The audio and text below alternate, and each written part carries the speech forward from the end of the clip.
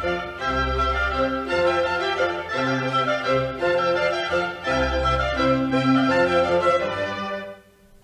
week on Book Notes, part one of a two-part interview with author Simon Sebag Montefiore.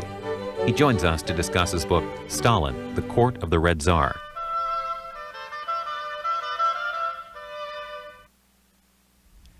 Simon Sebag Montefiore, author of Stalin. I read an article about you where you wrote it, and you say, I became so immersed in this world that I had nightmares writing this book, and now on publication they have only just stopped. And I know this was publicized over a year ago in England. Nightmares? Why? Stalin was always obsessed with how people behaved at the supreme moment, execution. And though he never attended any torture, any executions himself, he always wanted to know how did they behave at the supreme moment. And so obviously I had to pay attention to some of the stories of how people behaved as they were about to be shot. And some were brave, some spat at their executioners, some died praising Stalin, and some just lost it and wept and kissed the boots of their executioners. Of course this entered my mind, as did all of this stuff. I mean, this whole weird world entered my mind, and I began to have nightmares about it throughout the writing of this book. I have to admit, I lost track through the book. There's so many names, so many stories. How did you set it up when you went into it so that you could keep track of all this? Well, you know, what I wanted to do was show Stalin in a completely new light. And in fact, you know, some reviewers have said, and that they've got the point, that this is the first intimate biography of Stalin and his people around him, and that's what it is. I mean, it's intimate, it's private, it's the inner circle, it's the inner world. I mean, we never knew any of this stuff before, and I must say the result is unsettling. It's a chronicle of like debauchery, depravity, sadism, murder, luxury, power, privilege. And these were really the most diabolical people ever to run a country, except the Nazis, I think. I want to show a picture of Nadia Stalin and ask you who she was and how many wives did Stalin have? Yeah. Nadia was Stalin's much younger wife, 30 years younger than him. And there she is on her deathbed. And she was the child of a Bolshevik family. Stalin may well have had an affair with her mother when she was 3 years old. And Stalin had known her for all her life, obviously, except after she was 3. He was said to have rescued her from drowning as a child. When did she die? She died in 1932, the 8th of November, and she committed suicide. How? It was on the evening of a great party. The Bolsheviks were great partiers. They had a great party at the Voroshilov's flat in the Kremlin, and afterwards she argued with Stalin. She went back to her flat and she shot herself with a pistol. And no one found her till morning. And when Stalin was informed, he was absolutely poleaxed by it. How long had they been married? They'd been married for 12 years or so, just over, since 1918. And what was the difference in age? About 25, 30 years. And what was the relationship like? It was a mosaic of like misery. She was a schizophrenic, she had psychological problems. He was, of course, impossible, rough, egocentric. So like moments of great happiness, and we have all the love letters in the book, which are fascinating. I mean, that's one of the great things about this treasure trove of material on which the book's based. And other times, you know, great unhappiness, great happiness, great love, and also sort of a rising disquiet, leading to this tragic end. His first marriage? First marriage, Kato Svanidze, young, educated girl, Georgian, dies after just 2 years of marriage of tuberculosis. He afterwards says, "I'll never recover from this. My stony heart will never recover, will be cold forever." And did he marry again? Yeah, then he married Nadia. I mean, but after that? No, there was a lot of stories that he'd married a Jewish wife, the sister of Kaganovich, one of his closest colleagues, who was Jewish. And it was put around by the Nazis. But in fact, he was surrounded by Jewish women, you know, throughout the 30s, but he didn't marry again. He started an affair with his sister-in-law after Nadia's death, and when that finished, he then began a secret affair with his housekeeper, Velechka. How was it secret, and when did you find out about it? Now, that's fascinating. I mean, no one had really found out much about Velechka, but in fact, she was a smiling, easygoing, very discreet peasant woman who adored Stalin, and she looked after Stalin's all his appetites, his daughter said. She looked after his cooking. She folded up his underwear, which he was very proud of. He liked everything kept very tidy. She ironed his tunics, and she was always smiling. And she never discussed politics with him unless he asked her. And there were various moments in the history of this story, this amazing country, when he did actually consult Velechka. For example, when he was about to leave Moscow in October 1941, decisive moment of the war, and a moment which could have changed the whole history of our time. He said to her, "What do the common people say, Velechka? What's everyone saying? Should we leave Moscow?" And she said, "Absolutely not," she said. And that made an impression on him. But of course, the irony was that when Churchill and people like that were with Stalin, they were meeting with Stalin, and this sort of buxom peasant woman came in her white tunic, serving the food. None of them realized that this woman was Stalin's secret mistress. You say in one of the footnotes that she never talked about it. She never talked about it. She never spoke. But when one looked into it, and I interviewed many of the people, I interviewed virtually everyone alive who knew Stalin intimately, including some of the top officials who are still alive. And of course, all of them remembered her and knew about this. They said to me, Stalin didn't have a private life. He was a public figure. But when you started to talk to them about it, and that was the official sort of communist line, of course, which was rubbish. But when you actually went further than that and you penetrated and you got their trust, they would remember Velechka and talk about Velechka. And she was quite a character. By the way, at this stage, if you had to write another book off of one of the characters in this one, who would you pick? It would have to be Beria. Beria is the most fascinating. I mean, after Stalin, Beria was the most gifted of these people, and the most appalling. I mean, he was just a diabolical figure, super intelligent, a brilliant manager. And his daughter-in-law, who was one of the people who'd never been interviewed before, who I found, she said that if Beria had come to America, he'd have risen to be chairman of General Motors, which is interesting. I think we have a picture of him. We'll put it on the screen. What was he like? Beria. He was coarse. Which one is he in that? He's the one on the right, holding his hat. That's typical Beria. While Molotov, who's in the middle, is wearing, looks like a clerk on Wall Street. Beria on the right looks like a southern sort of Italian wine grower. And he always wore no tie, soft hat. And he's pretty fat. And he wears pince-nez glinting in the sun. And there he is visiting Berlin right at the end of the war, triumphant visit. He was a pervert, of course, a rapist, someone who drove the streets of Moscow in his black limousine, picking up girls, sending his bodyguards to pick up girls whom he raped. How do you know that? We've talked to a lot of them, and we found a lot of them. And of course, when they said they were raped, this is one of the interesting things, the secret police chiefs had a special sort of power over life and death. And they could say, you know, your father's in prison. If you don't want him shot, perhaps you'd like to do something for me.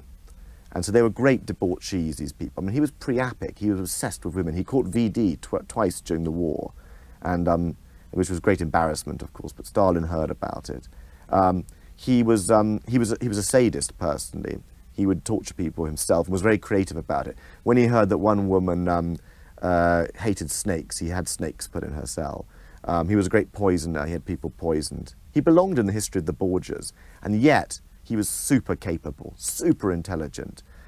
Nothing was beyond his capabilities. He was quite educated. He was an architect, and he was a lovely sort of father and husband, and also a father-in-law. And you know, I'm very lucky that I managed to find one of the great contributors to this book is his daughter-in-law, who lived in his house with him and for 8 years, and so knew him very well. What's her name? She's called Martha Peshkova. She's also Maxim Gorky's granddaughter. So she knew Stalin from childhood. Then she was Svetlana Stalin's best friend. Then Svetlana Stalin was in love with Beria's son and wanted to marry him. But Martha Peshkova did marry him. and joined the Beria family. And of course, part of this, I've got to know the Beria grandchildren and great-grandchildren. So I know the Beria family.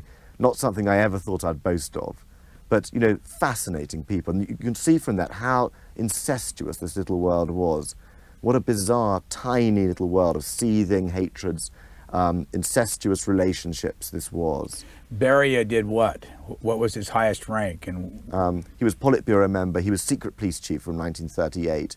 First of all, he ran Georgia in the 30s, which was the sort of the country on the Black Sea where Stalin came from, part of the Soviet Union. And then he was promoted in 1938 to be head of the dreaded secret police. And then he became a really fearsome character. I mean, people were terrified of him. He continued the terror. He was a brilliant administrator of terror. And later he ran the nuclear bomb administration. So it was thanks to him that the Soviet Union got the A-bomb. And of course, that was his huge contribution to history, and he knew that. And he knew if he failed as well, he might well lose his head for it. Where did you find Martha Peskova? All of them were through sort of friends of friends of friends. This little world of families that knew Stalin is still intact, and they all still know each other. And it's very hard to get to them. I mean, some of them are quite well known. There are various ones who appear in every documentary, but the really interesting ones have never really spoken before. And I had to win their trust. And that's quite a difficult thing to do. But gradually I went from one to the other. You had to get one, and when you got one, then they'd say, have you spoken to so-and-so? And I'd say, like, no, I'd love to. Are they still alive? You know, and they'd say, yes, they're still alive. I'll call them right now. So it was like putting together a sort of mosaic. Do you speak Russian?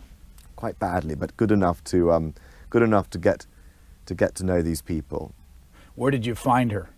Martha Peskova. Yeah, physically, where is she? She is still living on Gorky's, her grandfather's estate, which is just outside Moscow. Gorky, the most famous writer of the Stalin period. And so she was like a child of complete privilege. She was the ultimate Soviet princess. I mean, she and Stalin's daughter, it was not for nothing they were best friends. They were the children of they were the families of the two most famous people in the Soviet Union.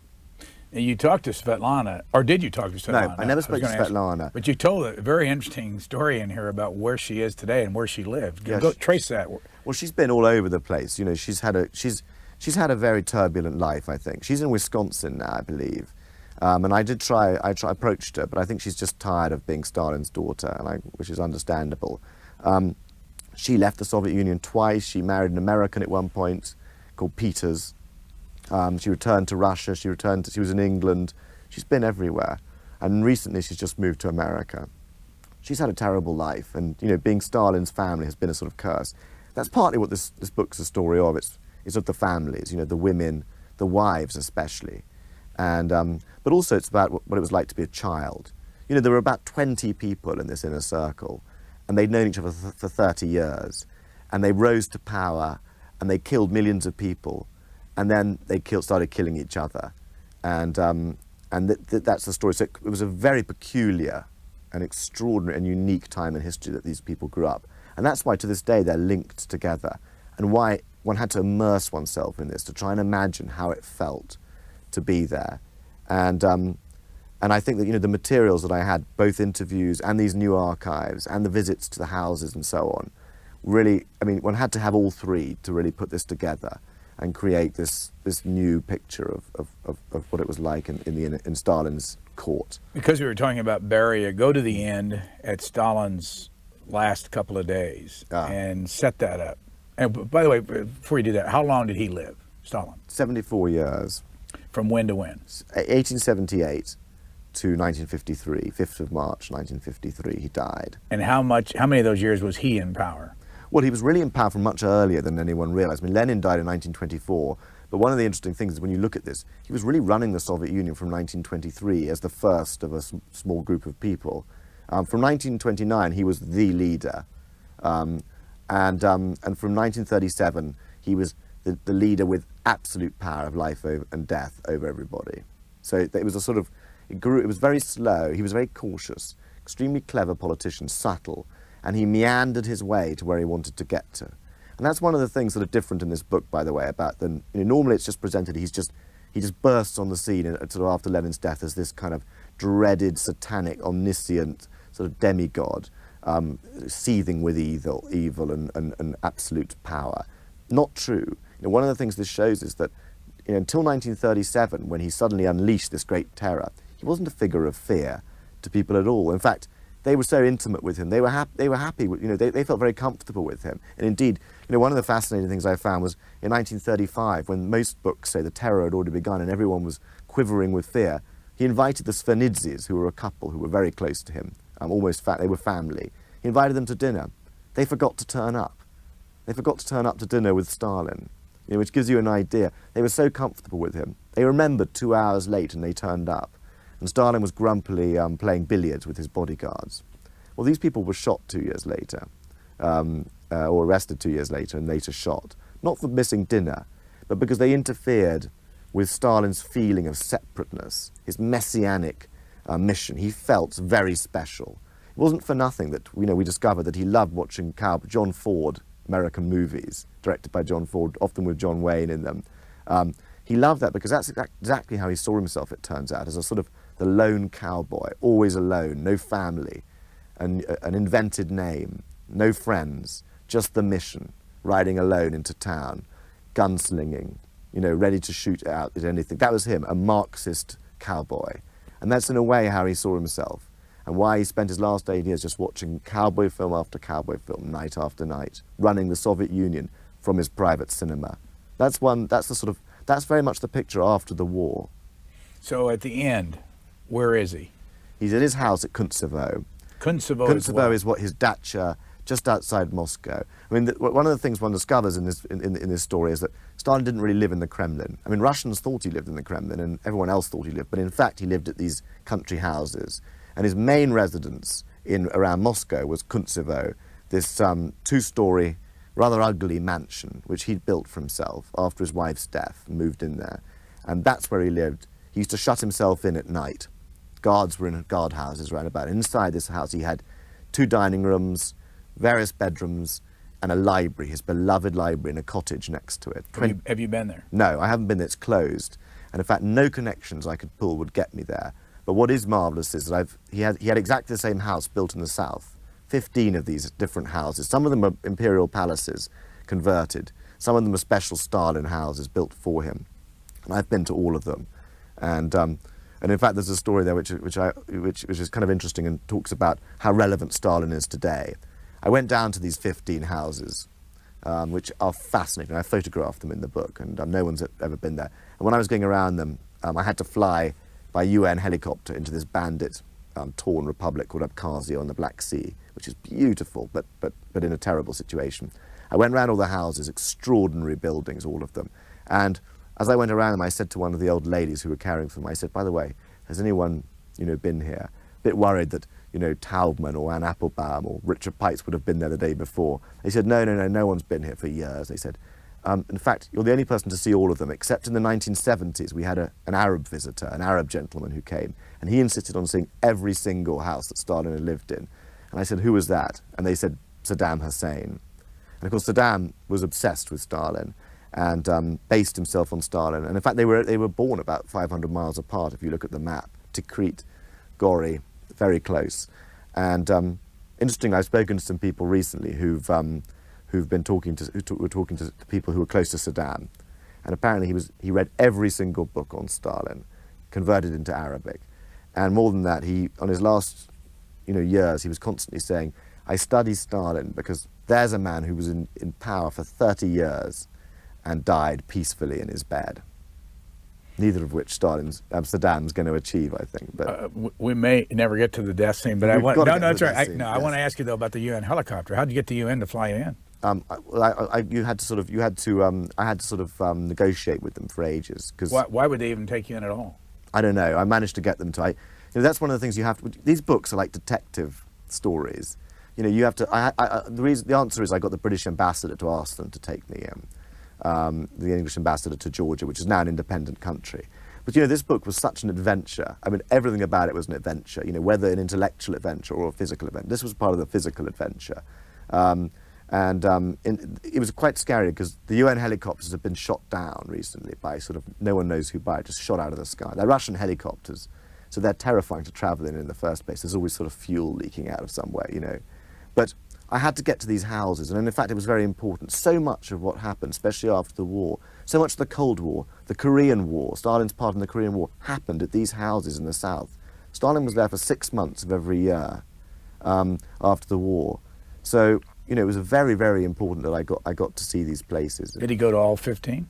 All of them, all the time. He moved around all the time. And in every room, he slept in every room.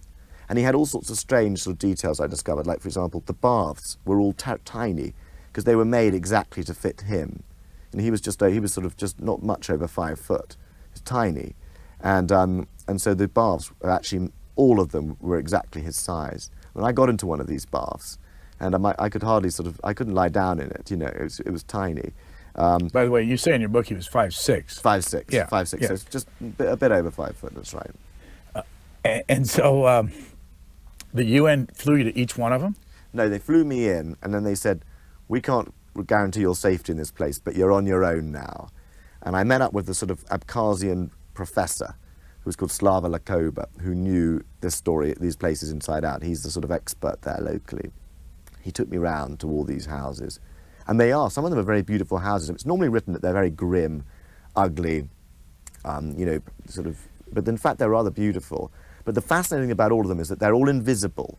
I mean, wherever you are looking up at them, you can't see them. And yet he obviously chose them as eerie's, you know, like Hitler. He loved being in the sky, you know. And they're really beautiful. I mean, they often have sort of summer houses built on the edge of a cliff overhanging the sea.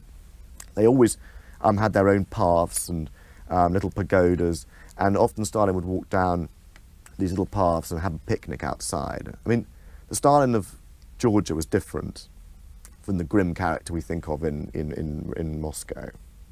So the deathbed. The quiet death scene. Well, you know, you've got to picture this scene. It's an extraordinary scene. Stalin is now getting older. He's getting forgetful. But he's 74 years old. He is still the great manager of struggle, of terror. He's still running this campaign against it's basically an anti-American campaign against the Jews, against his own doctors, against his own colleagues. And he's running this sort of anti-Zionist doctor's plot. And he's suffering from arteriosclerosis. And when his doctors tell him, they say, you've got to stop working so much, you're suffering from severe arteriosclerosis. He had them arrested. He saw that as an attempted sort of coup against himself, quite rightly, because if he had to work less, were they taking power away from him? So he was, but he was actually in a very good mood. He loved running a purge, running a terror campaign. You know, he was never happier when he was administering a new sort of terror intrigue. And at the height of this, he has dinner with his usual 4 companions, Khrushchev, Malenkov, Beria, Bulganin, and himself. And they have their dinner, they get drunk, they talk about the interrogation of the doctors. This is in March of this is the 28th of February, 1953. Mm-hmm. And they're at the dacha, they're drinking wine, and they drink till 4 in the morning or whatever. Eisenhower's just become president. Eisenhower's just become president. The height of the Cold War, the Korean War's going on, American troops are there, Chinese troops are there. Let me ask you though, Bulganin was what at that point? Bulganin was top Politburo member and ran the defense ministry at various times. Khrushchev? Khrushchev was a senior party official running Moscow. Malenkov was Stalin's sort of deputy in the party. Beria was not head of the secret police at this point.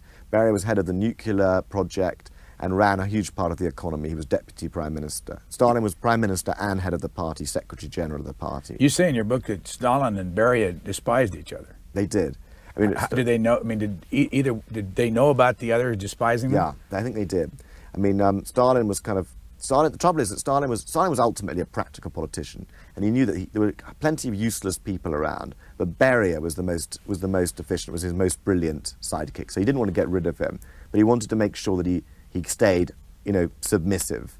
But yeah, they hated each other. Beria had once loved Stalin, but he came to despise him, and Stalin regarded him as a sort of vulgar policeman. We have a picture of Stalin marching in his white outfit there. That's a great picture, isn't it? Now, what that picture is soon after the war. Now, that is Stalin's Generalissimo's uniform, which was specially designed for him.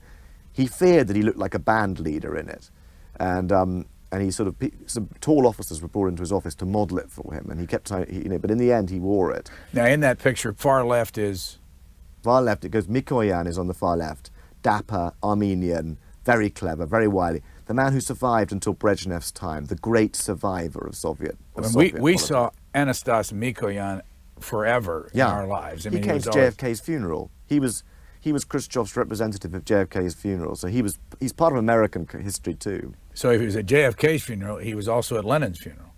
That's right. He's an amazing character. He carried Lenin's coffin, and he attended Jack Kennedy's funeral. That gives you an idea of his span, his political span, a giant of the 20th century. To his left, our right, who is that? Khrushchev, Nikita Khrushchev, toothy, bald, jug-eared bumpkin, cunning, tireless, and a Stalinist fanatic. And to Stalin's right? Malenkov, flabby, nicknamed broad-hipped, didn't need to shave, horrible, sinister character, known by all by the feminine nickname Melanie, for his femininity, his high voice. And who is the gentleman next to him? Beria, very unusually dressed as a marshal of the Soviet Union. And we've talked about Beria, pervert, predator, sadist, brilliant manager. On his left, our right? Molotov, the foreign minister, foreign minister, very famous, urbane diplomat, very cold, ruthless, the Robespierre of the Soviet leadership. Okay, back to February 28th. We're at dinner. We're drinking. The other four leave. When you say drinking, that's a theme throughout this whole book. Yeah, drinking gets worse and worse and worse. What do they drink? Well, they drank a lot of vodka, a lot of brandy, and they drink a lot of Georgian wine, and they also love champansky, Crimean champagne, which Stalin adored. But Stalin himself, by this time, was drinking very little. He drank what he called a juice, which was sort of Georgian wine with water in it. The others were expected to drink heavily. And they were often sick at these were sort of vomit-flecked routes. They would often be made to drink and drink and drink, and they would often vomit at the table or just stagger out. How do you know that? We know from all the memoirs of the different people. There's no doubt about it. There's absolutely strong evidence for this. They would dance together. The men would dance because there were no women at these dinners by the end. I mean, these were extraordinary scenes. These were bacchanals. Slow dancing? There was slow dancing between men. And in fact, they would often use that to sort of whisper to it. Molotov would slow dance with one of the Polish communist leaders, and then he'd whisper in his ear, "You've got enemies in your army. Find them." And then Stalin the Polish guy would look up, and Stalin would be nodding because he'd have organised this little moment, So these dinners were extraordinary, In fact, Stalin's daughter Svetlana would sometimes come down, and she said it was like the boyars of Peter the Great. It was so appalling. Stalin's secretary Poskorobyshev would be dragged out. He was always made to drink the most. He was made to sort of bumper whole glasses of champagne. While we're on that name, we may or may not get to the death. While we're on that name, say it again, because it was the hardest name to pronounce. Poskorobyshev. Who was he? He was a key person who no one really has, but he was an extremely ugly little man, once a medical orderly, who was Stalin's chef de cabinet. I mean, his chief of staff. His chief of staff. I mean, he was really the chief of staff. I mean, the chief of staff of the White House is a huge, well-known public official, but in their world, the chef de cabinet, the chief of staff, was this kind of secret person, and he really ran Stalin's complete political world for him and did everything. Who was in his family? Well, he had a very pretty wife. What was her name? Who was called Bronka, and she was Jewish, like many of the women around these people. She was Jewish, flirtatious, sort of semi-Polish. She was Lithuanian, which was, sort of Polish-Lithuanian, from a good family. And she had married into this terrible group of people. And she was great fun. Stalin liked her. She was flirtatious with Stalin. But she was distantly related to Trotsky. Fatal thing to be. Very distantly, something like her sister's husband was, his sister was married to the son of Trotsky's son. So it was very diffuse. Why is that bad? Stalin was obsessed with Trotsky. Trotsky was his great villain, the great enemy. And Stalin had made his career by basically destroying Trotsky. Who killed Trotsky? Stalin ordered it. He tried to kill him umpteen times, and finally he called him Beria and Sudoplatov, who was this sort of master of special tasks in the secret police, and he said, just destroy him. I want him done, executed in 1940. They found him. They knew who he was, of course, and they infiltrated someone into his circle, and then they killed him with an ice axe. And Stalin was thrilled with that. He gave medals to all the people involved. In Mexico. In Mexico City. I really can't pronounce that name. It's Poskryobashov. Poskryobashov. Yeah. What happened to his wife? Well, she made a mistake. Her brother was also arrested, and he was a Kremlin doctor, top Kremlin doctor, and so she went to Stalin to ask for his release, and some people say that they had an affair there, which I think is very unlikely, probably. But she then went to Beria to ask for the release, and Beria arrested her, and of course her husband was just desperate to get her released, and went to Stalin and went to Beria and begged them to release him. And Stalin said, I'm sorry, Sasha, that's what he called him. He said, I'm sorry, Sasha, but, you know, if you really miss her, we'll find you another wife. Typical Stalin, sort of horrible, dry joke, gallows humor. And she was kept in prison, and gradually, you know, his chief of staff realized that his wife was never going to come back. And she was kept in prison. She was interrogated as a Trotskyite, and as a Pole, and as a Jew. I mean, she had a lot of things working against her, and as someone who'd asked Stalin to release her brother. Stalin hated women coming to him and asking him these embarrassing questions. He resented it enormously. And Poskryobashov continued to work as Stalin's loyal, dogged chief of staff. Did he like him? He loved him. He worshipped him. Even though he took his wife away from him? He thought that was business as usual. I mean, one of the key things in this book to understand is that these weren't like normal people. They weren't like normal politicians. They talked about themselves, these Bolsheviks, as knights in shining armor who would chop off what is rotten. They regarded themselves as a sort of armed order of warrior priests, and they believed fanatically in Marxism, Leninism, which meant the random destruction of classes of people now in order to create the perfect workers' paradise later. Did he ever get his wife back? No.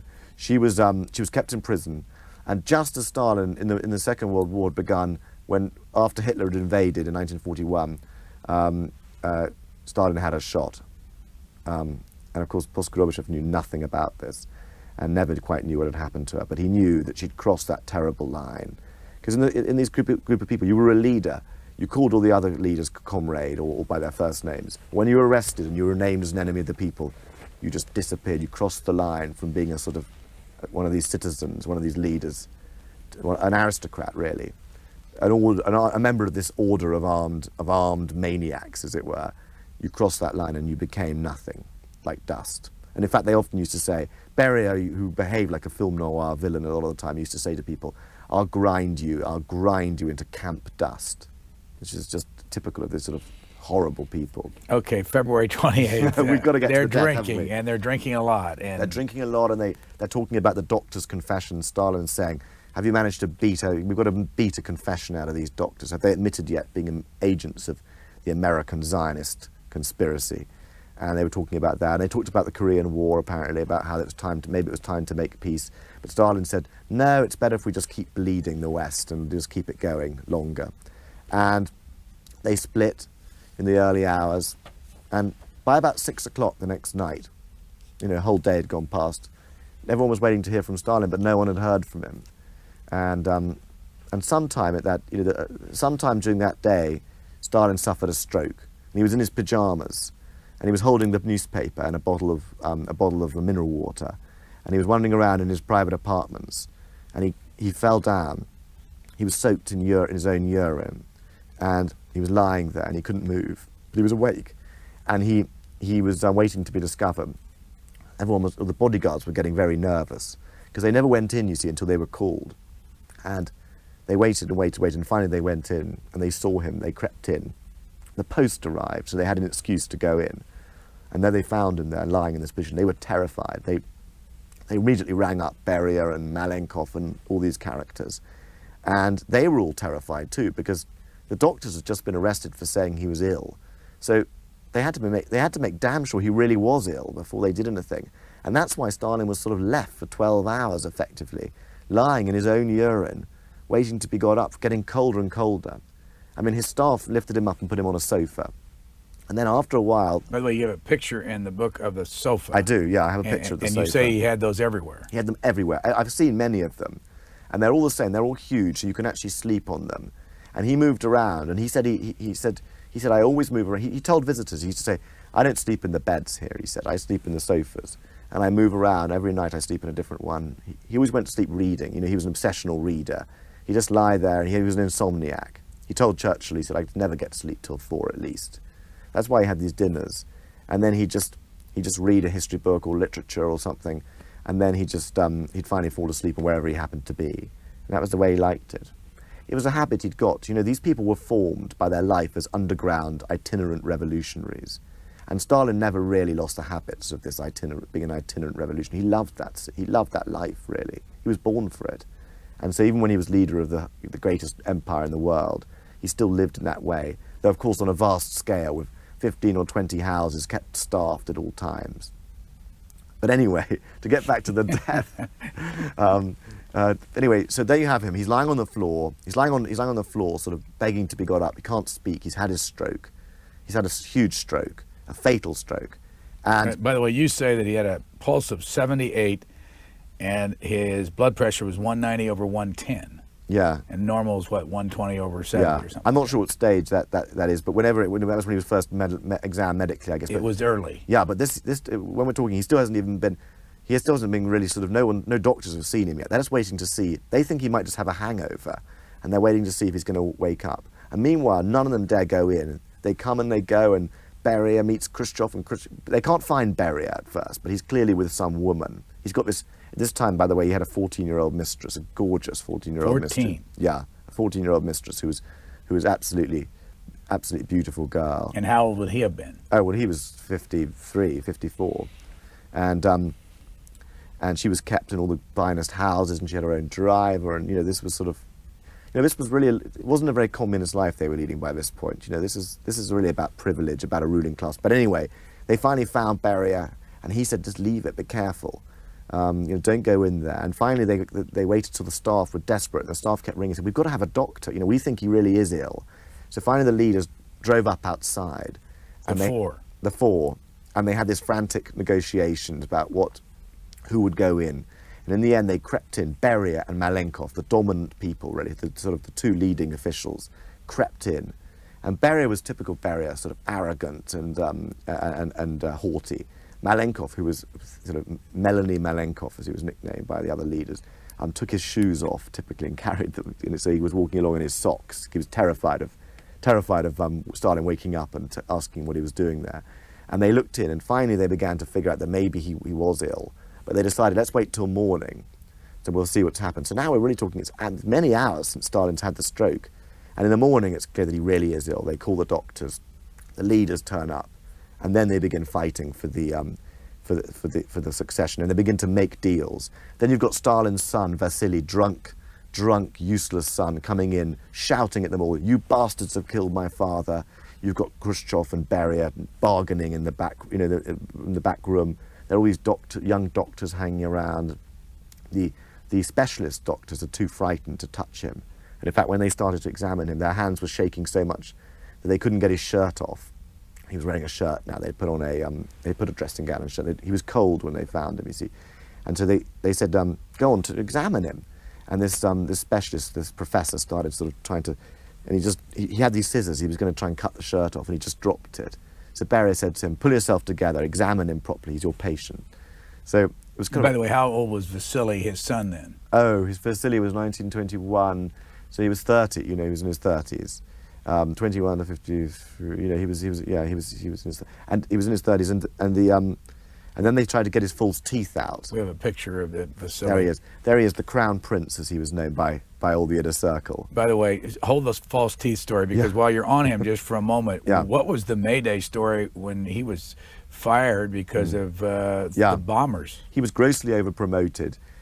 He really was ridiculously spoilt, half terrified, half a complete bully, typical mixed dictator's son. He was a sort of the Uday Saddam Hussein of the regime, if you like. And he was drunk. He was a general of the Air Force, and he was always flying drunk. And typically, during a very bad weather, he gave orders that these bombers could fly over the flypass on Red Square, which we've all seen on the news, where the leaders from Lenin's mausoleum viewed these flypasses and parades. And two of the planes crashed. One of the planes crashed, and And Stalin was furious and sacked him. And then Stalin had to face up to the fact that Vasily was a completely chronic alcoholic. And then Stalin insisted on putting him, Stalin was very concerned, and he put him into the sort of Soviet version of the Betty Ford Clinic, which was, you know, obviously this whole group of people were such a collection of sort of murderers, drunks, sadists. I mean, you know, they were just a group of sort of degenerates, essentially. And Vasily Stalin was the classic. And, you know, it wasn't for nothing they called him the Crown Prince. Let me read from the death chapter. Once it was proved that he was incapacitated. Yeah. Beria, quote, spewed forth his hatred of Stalin, unquote.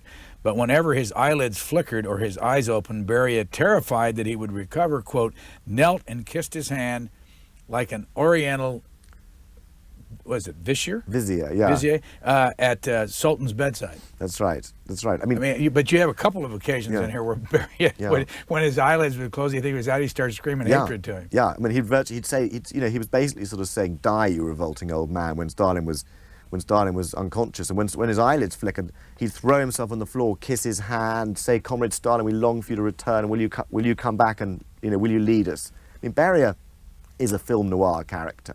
And of course, this was Beria's undoing. He wasn't sensible. You know, he couldn't help but showing off. He thought he was cleverer than everybody else. He frightened everybody else, and that doomed him in the end.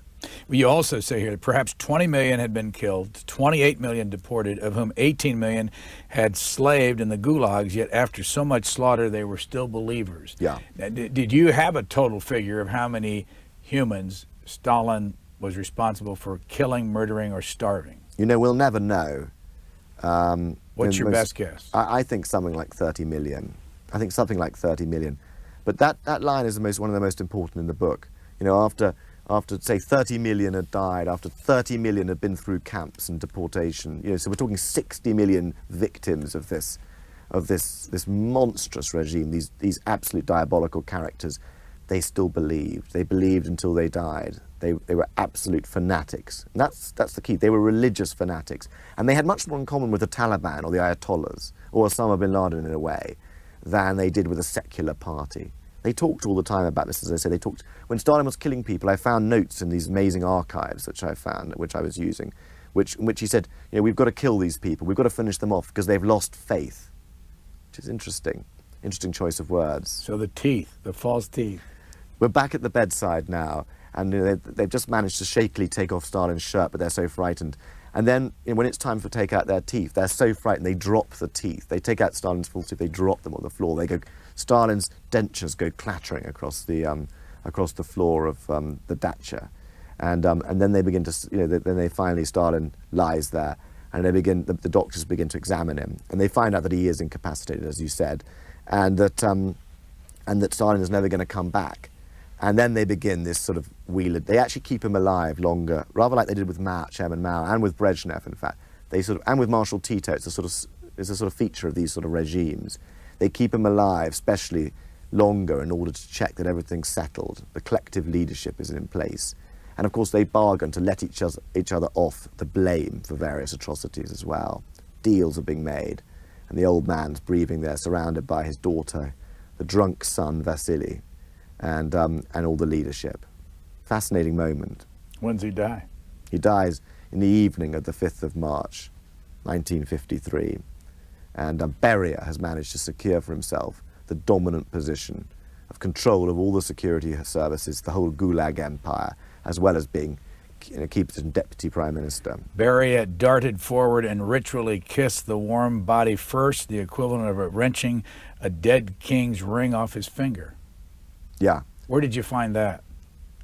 Well, I said that it was the equivalent of taking the, you know, how they used to rip the ring but off. where'd you find the story of the details on there are all sorts of accounts. I mean, Mikoyan left an account, Kaganovich left an account, Svetlana left an account. We have quite a lot of accounts of these scenes now. Molotov cried, mourning Stalin despite his own imminent liquidation and that of his wife. That's right. How were they liquidated? They weren't liquidated, they were about to be liquidated. Molotov was Stalin's oldest comrade, the second man of the regime in the public eye anyway. Stalin had turned against him, and Molotov's wife, Polina, was a Jewess, and she had met Golda Meir when Golda Meir visited Moscow in 1948, and she'd re-established. She was a Bolshevik, a tough woman, a hard Bolshevik woman who believed in all this killing, who believed in the whole regime, the whole of Stalin's. Polina. And by the way, Golda Meir used to run Israel. That's right. She was Prime Minister of Israel. From Milwaukee, Wisconsin. That's right. Okay. Golda Meirson from Milwaukee. But she'd always annoyed Stalin. Part of the reason was that she was Jewish. Part of the reason that she was very independent. Part of the reason was that she was a sort of feminist and therefore had risen to being a minister in the government in her own right. But part of it was that she'd been best friends with Stalin's wife, the late Nadia, who'd committed suicide. And Stalin never really forgave Polina for being that close to Nadia. And so he'd always sort of planned to destroy her. And he'd almost destroyed her in 1939. In fact, at one point he said, should we kill her? He said to Beria, should we kill her in a faked car crash? Anyway, but they decided not to. And she survived another 10 years. And then in 1948-49, she was arrested. And she was accused of having sexual relations with hundreds of young men in sort of Politburo gangbangs, if you like, which is just completely unbelievable sort of accusation. She was accused of having group sex. And she was a respectable grandmother, a matron by this point, so it was completely ludicrous. And Molotov was sitting at the table when Stalin read out these accusations, and he said, my knees were knocking. I realized that this was very serious. So what happened to the two of them? Well, nothing happened to Molotov except that he had to vote for her leaving the party. He had to divorce her, and she was then arrested, and she was taken away, sent into exile, and he did not see her for 3 or 4 more years, and he believed she was probably dead. But she wasn't. In fact, she was kept secretly. And he continued to be a member of the Politburo. He was sacked as foreign minister, but he remembered that he continued to be deputy premier, to work all the time. He ceased to be Stalin's most trusted person, and in fact, Stalin hardly saw him anymore and saw him less and less. Stalin despised him by then. Because we don't have much time, I want to get to Beria for a moment. Yeah. He became the leader? He became the first man of a collective regime, the power. He became the sort of power man. How long? Just for 100 days, 3 months. Who eliminated him? Khrushchev. Who killed him? A marshal, a general, was brought in to kill him, and he was arrested in a sort of coup. And after the 100 days? After the 100 days, Khrushchev arranged it. Everyone else signed off on it. They arrested him. They kept him in secret for some months. Then they tried him. He wrote letters to them all saying, please release me. And then they took him out and they sentenced him to death. And he started shouting and saying, you can't kill me, I'm Beria. And they stuffed a towel in his mouth. And then they couldn't find anyone. Everyone was too frightened to shoot him. So they had to get a very senior officer to kill him. They got a general, an obscure general. They got him out. He came out and he just shot him right in the forehead. Then he was cremated. And his ashes were thrown into one of those graveyards in Moscow where so many of his victims' ashes had also been thrown. Where is Stalin today? He is apparently quite well preserved, but against the Kremlin wall, buried under the Kremlin wall. And there's a statue of him there, behind Lenin's mausoleum. But no tour guide will point it out to you. And Lenin's still in his tomb? Lenin's still in his tomb, yeah. When you say the Kremlin, you've been there? Yeah. Did you go through, I mean, explain what the Kremlin is. Well, the Kremlin is fascinating. It isn't like the White House. It's not one building. It's 69 acres, a sort of, almost like a sort of medieval Russian Disney world of history. I mean, it's got, you've got Ivan the Terrible buried there. You've got churches, courtyards, palaces. And of course, all these people, the whole leadership, lived in about 2 buildings inside the Kremlin and saw each other every day. Their families were next to each other. They often had doors into each other's apartments. The Stalins, the Mikoyans, the Molotovs, the Berias all lived close at hand. Not the Berias, in fact, but they all lived very close together. And one of the fascinating things in the notes that I discovered, which the book's based on, the archives, which the book is really based on, Stalin's own papers, love letters, photo albums, etc., is that they would constantly pop into each other's apartments. It was very informal. Power was personal there. And you'd often find little notes that say, hey, Molotov, I dropped into your apartment. You weren't there. I'll come back later, Stalin. And you find this, you found them? These documents, yeah, I've actually held these documents and worked on them. Let me ask you, because I want to get your own story. Where are you from originally? I'm from England. Where? From London. Where'd you go to school? I went to high school at Harrow School, which was where Winston Churchill went to school, and quite a lot of prime ministers. And then I studied history at Cambridge University. And then I became an investment banker for a while. And my family's a banking family originally, so I thought I might follow that sort of tradition. But in 1991, the Soviet Union started to break up, and then I realized my destiny was to see this history being made. So I went out there and became a sort of self-employed war correspondent. Had you spoken Russian before that? No, I didn't speak a word of Russian then, not a word. I went out there, I was in Chechnya, I was in Georgia, I was sitting on a tank when Boris Yeltsin was attacking his own White House in that famous scene in 1993, you probably remember. I mean, it was a life of tremendous adventure. And you're what, 39 now? Or? I'm 38 now, so I was then 26 or 7 or something. And it was a tremendous thing. You know, I was just living this amazing life as a sort of retired banker, traveling to these places. And of course, everywhere I went, civil war broke out. I got to know the president, the warlord, I was traveling in these amazing convoys of black Mercedes with guys with guns hanging off the boards on the edge of them. It was just a great adventure. But I also had some very frightening things happen to me that made me realize I didn't really want to be shot at there by people who didn't even care who I was. And Grozny was the last straw. It was very frightening. So then after that, I loved the Caucasus, and that got me interested in history. I was a columnist for the Sunday Times in London and the Spectator, and I wrote a lot for the New Republic here, mainly on Russia. And then I started to write history books. I became a historian, full-time historian. And my first history book was about Prince Potemkin, Catherine the Great's lover. And that was based on correspondence that no one had really seen before as well. And that's a great story. That's the great one of the great love stories of all of history, Catherine and Potemkin. Forget Antony and Cleopatra or Napoleon and Josephine. These were amazing people. Did you have an interpreter when you would interview people like Martha Peskova? Yeah, I used an interpreter then. My Russian's would not be good enough to I wouldn't want to risk missing stuff. Did you tape those interviews? Yeah, we taped those interviews. How many did you do, you think? 50, I should think. Total of all the old... Yeah. And how many of those folks are still Stalinists?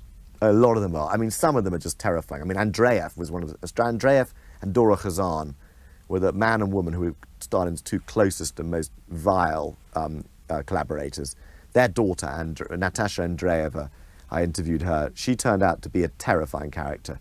She leaned over towards me and she said, you know, she said, my mother could tell an enemy of the people just by looking into his eyes. And my mother told me, she said, that I had inherited that gift. And then she leant right over to me and she pointed at me and she said, Simon, are you an enemy of the people? Are you afraid of the red flag? And I was pretty afraid at that moment, as you can imagine. But interestingly, she also said, and by the way, she said, my father never killed half the people that you say he killed and Stalin killed. It's not true. And that day, funnily enough, I worked in the archives. I wanted to believe her. But that day I went to the archives, I found Andreev's, her father's file. And it was a catalogue of absolute mass murder. It was a sort of magical mystery tour of murder around the whole Soviet Union. There'd be telegrams that said, to Stalin, from Andreev, I've arrived in Rostov, I've arrested the entire agricultural college, 5 ministers, 6 party leaders, 7 soldiers, 25 of this, 26 of that, 2 TV presenters and newsreaders or whatever. And he said, I asked, they're all enemies of the people, can I execute all of them? Stalin would just write back, Pravilno, right, go right ahead. And these are all actually on bits of paper you can read. In addition to all this, you and your wife are somewhat known in Great Britain or in England as, I don't know how to describe it, you're friends of the royals. We know that we are friends of the royals. Friends yes. of Prince Charles. We are friends of Prince Charles. How did that all come? How long have you been married? We've been married about 5 years, and my wife's mother is the Prince of Wales, well, one of the Prince of Wales's best friends. I think it's probably true to say. And so when we got married, and the Prince of Wales and Mrs. Parker Bowles came to our wedding and all this kind of this stuff. So it's kind of interesting. We love them. I mean, I adore the Prince of Wales, and I think he's a wonderful person, a great friend. Did that ever help in getting access to some of this stuff? You talk about the British ambassador to Russia helping you open up the flights in the UN. Does that spill over? No, not really. I wouldn't sort of. I generally don't sort of to involve it with my work. Really, I mean, I think it's best to keep these things separate. Where'd you meet your wife? I met her. She was actually working in a shop at one point. Her name's Santa? Santa, sort of South American name. Yeah, I met her in a shop, funny enough, and I thought, my God, she's beautiful. I must find out who she is. And later I did. And the rest is history. How many kids? We've got 2 kids. How old? One's 3, Lily, and one's a boy called Sasha. Nice Russian name. And your wife's a writer? She's a writer. She writes romantic sagas, normally with a South American. She speaks very good Spanish, so she knows South America very well. So they normally have a Latin.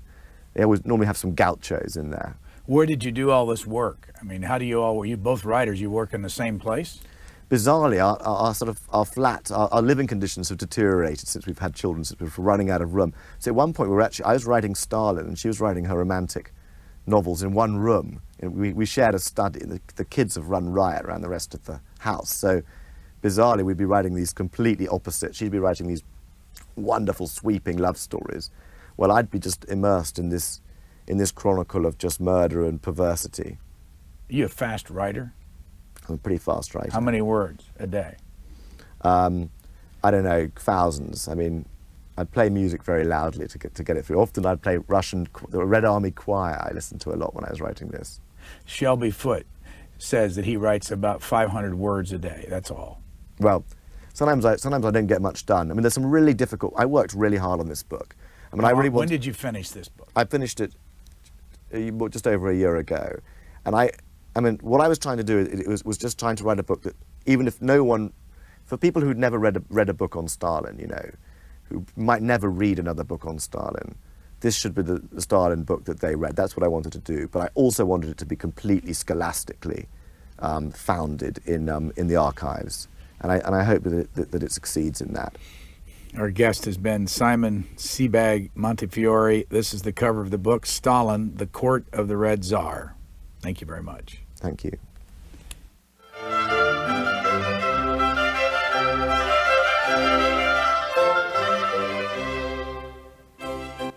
For a DVD or videotape, call 1-877-ON-C-SPAN.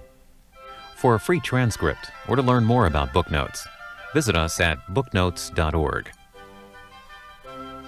Next week on Booknotes, Part 2 of the interview with Simon Sebag Montefiore, author of Stalin, the Court of the Red Tsar. Booknotes can be seen every Sunday on C-SPAN at 8 p.m. Eastern and 8 p.m. Pacific Time.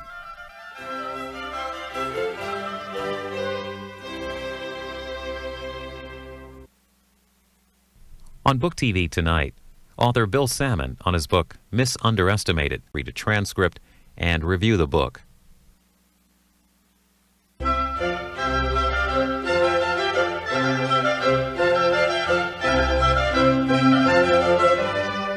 This week on Booknotes, Part 2 of a 2-part interview with author Simon Sebag Montefiore.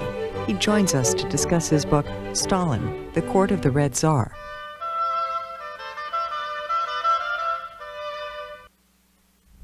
Simon Sebag Montefiore, author of Stalin. What was the Great Terror? The Great Terror was when, in a complete paroxysm of a witch hunt, really, Stalin and his top people decided to cull the whole leadership of the Communist Party and kill about 1 million of them. What year? 1937. The bizarre thing, we always knew that Stalin had really started the Great Terror, Stalin and his top people. What we've only realized now is that how exactly it was done. And there are memos in this treasure trove of archives that I've used for this book. There's a memo in which Stalin, Molotov, the others send it out to the provinces, and they say basically, you've got to kill people at random. You've got to kill, so for example, they sent out to the different cities. Minneapolis, kill 20,000 people. Dallas, kill 30,000 people. New York, 15,000 people. LA, 10,000 people. Just kill them, kill the enemies. For what? I mean, how do they decide who? Well, this is the heart of Bolshevism. This is what people often don't realize. It's often always like Stalin did everything. Stalin was the great monster of this period.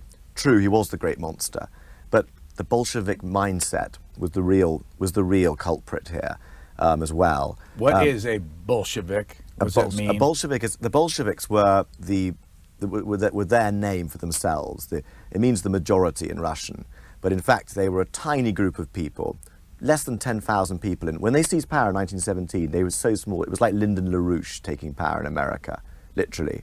A weird sect of extremists taking power in a giant empire. Where was Stalin in relationship to Lenin in 1917? Pretty close. Lenin came back to Petersburg and arranged the seizure of power. Stalin had been in exile when the Tsar abdicated. He'd come back to St. Petersburg as well. Lenin had two most trusted troubleshooters, Trotsky and Stalin, absolute opposites. Trotsky, intellectual, haughty, Jewish, a man of the European intellectual. Stalin, a cobbler's son from Georgia, rough, ruthless, highly intelligent, sharp, cunning. They hated each other. Stalin had a huge chip on his shoulder. Trotsky had a sort of superiority complex, if you like. Where was Lenin from originally? Well, he was a Russian. He was from the Urals, I think, and he was of descent of sort of Jewish and German and Russian descent. He was mixed descent. And where was Trotsky from? He was from Odessa. And Georgia would be how many people back in those days? Oh, it was tiny. It was like, now it's 5 million people, so it's tiny. Then it was like 1 million people, probably. Was the Soviet, when was the Soviet Union put together? Well, it remained together after the Civil War. It didn't fall apart during the Civil War. It was held together finally. I mean, it fell apart for a while. But was it together before 1917? Yeah, it was. The Tsars had Finland, they had Poland, and they had the Baltic states, and they had the Caucasus. So they had this kind of vast empire. And then when the revolution happened, it all fell apart for a while, and these different things became independent. They lost the Baltic states then in 1918. They lost the Caucasus, but they got the Caucasus back. I mean, it's very complicated, but basically, the Soviet Union took over what it could of the Tsarist empire. When the Soviet Union was together, I remember they had about 286 million people. Russia itself had about 150 million. What was it back in 1917, that whole conglomeration of 15 countries? I'm not sure what the total population was, but it was a powerful, empire then. And the Bolsheviks never found, they never founded a contradiction that they were kept an empire together. They regarded that as power behind the hand, as it were, of Marxism. And just to go back to what Bolsheviks are, they were this powerful armed order of professional revolutionaries, fanatics to the religious nth degree. And in fact, when people said, did Stalin believe, I think it was Beria that said, he was a fanatic, a quasi-Islamic fanatic. Interesting use of language considering what we're facing now. Because this really is the story. I mean, yes, it's a story of all the disgusting things. This is like the sort of 12 Caesars. It's like the 12 Caesars meets the Godfather. It's about depravity and murder and sadism and privilege. But it's also about an ideal that was rotten from the beginning. A lot of people said there was wonderful Lenin and then this aberration Stalin ruined the revolution. But the idea was good. It wasn't good. It was never good. It was based on murder from the beginning. It was always based on bloodletting. What year did Lenin die? 1924, January. And Stalin was already very powerful by that point. Before he died, Lenin wrote a testament in which he tried to basically destroy both his obvious successors, Trotsky and Stalin. And this is pretty usual for dictators. They never want anyone to succeed them. The world without them is unimaginable. And, of course, he failed, Lenin, to get rid of either of these successors. But Stalin was much the superior politician to Trotsky. And using cunning and his political machine, he was a superb political manager and personal manager. And Trotsky was haughty, had a sort of messiah complex, and was really very easy to get rid of. I mean, this great idea of a great struggle, as it appears in history books, is nonsense. Stalin destroyed these people very quickly and very easily, really. You say that today it's Robert Conquest versus the revisionists. Yeah.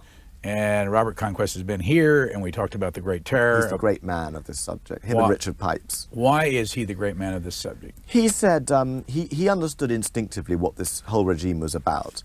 And he said that Stalin ordered the Great Terror from the center, and that it was Stalin's deviant personality and communism's deviant nature that caused it. He was then attacked by a lot of people in academia who said the terror didn't really happen, it was all exaggerated, the terror was a local thing, much less people were killed, so on and so forth. Now, in 2000, we suddenly have these documents arrive, which confirm him to the nth degree. But it confirmed the revisionists in a strange sort of way, because it showed from this memo, this kind of random killing by quota, showed that Conquest was right, that it was all done from the centre by Stalin. But actually, when you look at it, you find out, in these letters that I've read, you find out that these people were killing their enemies locally too. A lot of people wanted the terror to happen. A lot of the Bolsheviks wanted to kill their enemies. The reason why it happened really was because Stalin wanted to destroy his old enemies. He wanted to make the Communist Party utterly subservient, and a lot of people agreed with him because the war was coming. That's what it was about. The war was coming, and you've got to realize in 1937 they were already at war. Spanish Civil War was going on. Russia was supporting the Republic against the fascists who were supported by Hitler and Mussolini. They were already skirmishing with the Japanese in the Far East in 1938. Hitler was rising. War was coming. So they were destroying the fifth column or any sort of spies who might undermine them when the war came. That was one of the ideas. Then there was the enormous economic efficiency. How to explain it? Well, they were going to blame the corruption among the top Bolshevik people. And then, yeah. You referred to the memoranda and the letters and all that. Where did you find them in 2000? Yeah. I was just so lucky. What happened was, I realized that no one had written a book like this before. No one had written an intimate biography of Stalin, and the reason why they hadn't was because they didn't have material, but also because, oddly, there was this kind of myth about these communist leaders that they had no private lives, which is kind of ridiculous. And there's also the feeling that their private lives were not relevant to their political lives. This book is really about how the private and the political and the public were all the same. I mean, power was private, power was intimate, the gossip really mattered. People died of gossip at Stalin's court, and that's what this is about. But what happened was, I arrived and they said, we've got all these archives are opening now, and I went like, what is it? And they said, it's Stalin's papers. We've just opened half of the presidential archive. Go right in. Where? In the Rogaspi, which is the Communist Party archive in Moscow. And there they had Stalin's archives. And, you could imagine my joy when I found this material. And no one else knew that you were doing this? Well, yeah, other people knew about it. I mean, Yale has published various collections from this archive, but it's millions of documents, you see. Various American historians have sort of begun to penetrate it. But it was opened then, so they could only begin then, really. And, it is such a wealth of material. Did you worry that there were people right over your shoulder? Of course, there were. But how did you keep track of them? Well, I mean, I just worked very hard. I mean, I was so excited by what I was finding. I mean, every day in there was just a daily excitement. You were just newly married. I was newly married then, yeah. And my poor wife had to tolerate Stalin in our lives. Did she come to Moscow with you? No. She's never been to Russia, actually, which is funny because it's my sort of hobby turned career, but she's never been. By the way, you keep hearing that these archives wouldn't be available today. Yeah. Is that true? I think they're closing a lot of them now. I mean, the mystery of the archives opening and closing in Russia is just another enigma, another enigma of the East. I mean, the KGB archive opened and closed. I mean, I'm sure many of these archives will now close. It's just one of the mysteries of Russia. Just for a moment, take us through the process of how you did this. How do you get the actual papers out of the archive? It all depends on the archivist.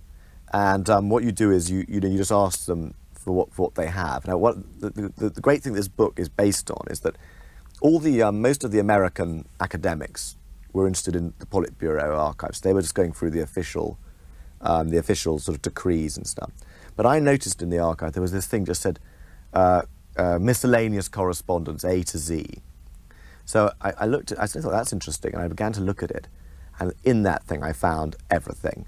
I found a whole world. Huge boxes? They brought it in boxes and files, and they it's just fascinating. Suddenly you were in the world of Stalin. You could smell his pipe smoke. Sometimes you could see tears on the letters sent to him. some of the letters, I mean, the letters are such a variety. You know, there are letters from groupies to Stalin, for example, which Stalin has answered himself. There's one letter that says, Dear Comrade Stalin, I'm a 23-year-old school teacher, you know, female school teacher from somewhere in the provinces, Saratov or somewhere. I'd love to come and meet you on your own. I have fantasies and dreams about you. Any chance I could come and see you, you know, signed, whatever. And then it says, P.S., photograph enclosed. You know, Stalin's reply is there. Dear Comrade Unfamiliar, he writes, I'm afraid I don't have time to see you, though I respect your request. Yours, Joseph Stalin. And then typical Stalin, sort of slight humour. P.S., photograph returned. You know, very Stalin, sort of dry. But is this a big place and there are a lot of other people there? Yeah, it's a hideous concrete building, sort of 1970s concrete building. Where? With a thing of Lenin. Right near Pushkin Square, right in the centre of Moscow. And it's got this kind of place downstairs that serves hideous borscht soup. You know, but you've got to eat in the archive when you're in the archive. It's part of the sort of experience.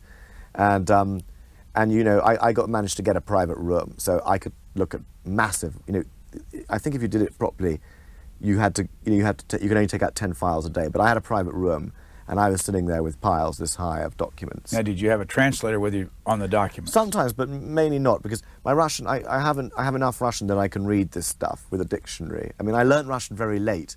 I mean, when you learn things in your 30s, you suddenly find out your brain isn't as good as it was when you were a Where did teenager. you learn it? I had a teacher, and I had a tutor. And, in Russia or in Great Britain? In Great Britain. And how long did you study it? Well, I started studying it to write my first book, Prince Potemkin, Prince of Princes.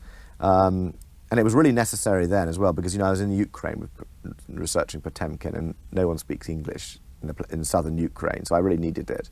And, you know, you really do need some Russian just to sort of, you're going through these archives, you've got to decide which is what's interesting and what isn't. And unfortunately, my Russian is just good enough to be able to do that. Now, did you make copies of what you got? Yeah, I wrote out everything. I wrote out everything on little notes. I'm very old-fashioned. I wrote the whole thing on bits of note paper, which I put in boxes and filed in different places. I've got about 50 of these But you boxes. didn't make a Xerox copy like that? No, I didn't. Not of all of them. I've got Xeroxes of some of them. I translated them myself, or I got help. I mean, oftentimes it was very hard to understand Stalin's writing. There was a lady in there called Larissa, who is the great Stalin handwriting expert in the world. So you'd go and see her, and you'd say, "This is Stalin, isn't it?" She'd say, "Yeah." You'd say, "What the hell does that say?" You know, and she'd tell you. And she was very good-natured and helped me a lot.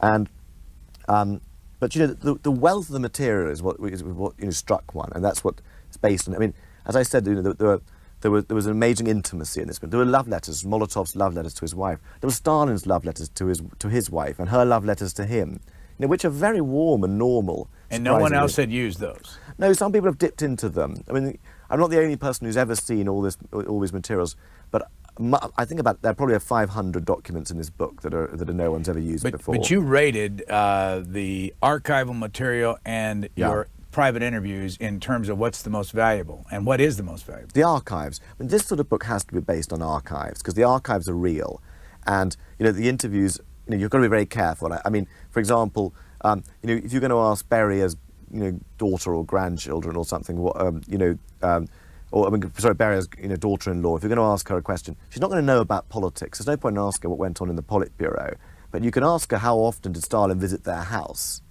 She'll know that, you know. So you just got to sort of, with interviews, you've got to very carefully evaluate what use these people are, what can they know. I mean, because they all think they can talk about anything, of course, but in fact, as a historian, you've got to decide what's worth having from them. By the way, did you write as you went, or did you write after you got I wrote it all in one go when I had everything. And how long did that take you? It took me a full year to write and rewrite and rewrite.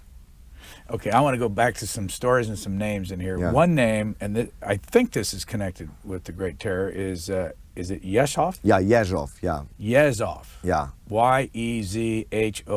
Yeah. Who was he? One of the great monsters of all history, fascinating character.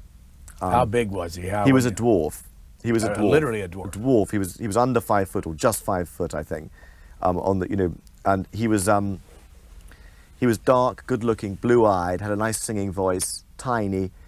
He was a very coarse character. He was bisexual, incredibly promiscuous, slept with men and women throughout his career, a heavy drinker, uneducated, peasant upbringing, and he was made Stalin's absolute top man.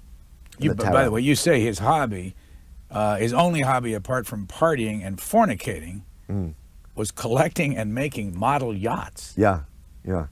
Now, I got to read that again. His hobby, apart from partying and fornicating, was collecting and making model yachts. And killing people. I mean, he was a frenzied torturer. He was one of the, one of the fascinating things about this is how close the murdering and killing was to the cabinet table. In other words, how close the people were going from their version of the Oval Office, and they actually were going straight to the torture chambers and back. There's a great scene, for example, in the middle of the terror. Yezhov is secret police chief. Now, I found some fascinating correspondence between Stalin and Yezhov, which no one had ever seen before. And in one of the things, Stalin says, the great thing about you, Yezhov, is that if I give you something to do, it's always done. And Stalin took immense trouble with Yezhov. And this is also one of the lessons of this book, is like Stalin, the people person, the manager. Stalin didn't sort of arrive as fully as the living god like Hitler. He wasn't the Führer. He had to win his way and charm his way to power, and he did that by taking care of people. Why did he call him my BlackBerry? Because the word Yezhov sounds very like the Russian for blackberry. You say he was Russia's greatest killer. He was Russia's greatest killer. He was a frenzied killer. Before he came to power as a secret police chief, he was quite popular. Everyone thought he was a very good bloke. But when he came to power, he threw himself into this with a frenzy. Now, Stalin had taken great care of him, as I said. When he was ill, Stalin gave him enormous amounts of pocket money and sent him to Italy to recuperate. And then when he came to power, Yezhov proved a frenzied killer who arrived at the cabinet table with his cuffs speckled with a brown-red substance. And Khrushchev, who was there, said, "Oh, Nikolai Ivanovich, what have you got on your cuffs?" And the little poisoned dwarf said, "I've been working in the torture chambers all night. I've just come from there now. And this is the blood of an enemy of the people."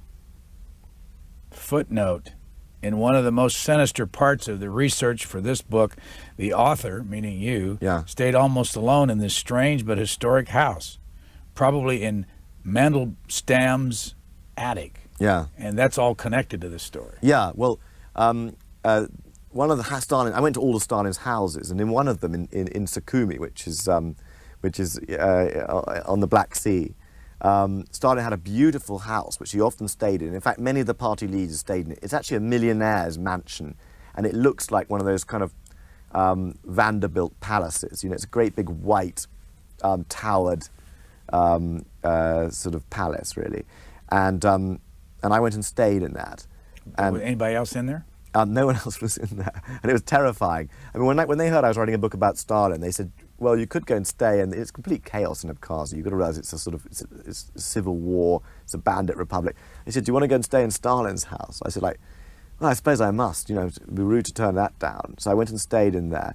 And what happened in this house, apart from Stalin stayed there a lot, was that the great poet Osip Mandelstam, one of the few good people in this book, brave man, brilliant, Russia's great poet, stayed there with his wife when he was quite a favoured poet in about 1930. And at exactly the same time, Yezhov was staying there as a young party leader with his wife, and he was trying to seduce the next wife. And there was a lot of sex going on in this group. There's a lot of seduction, a lot of debauchery, especially among the secret police chiefs.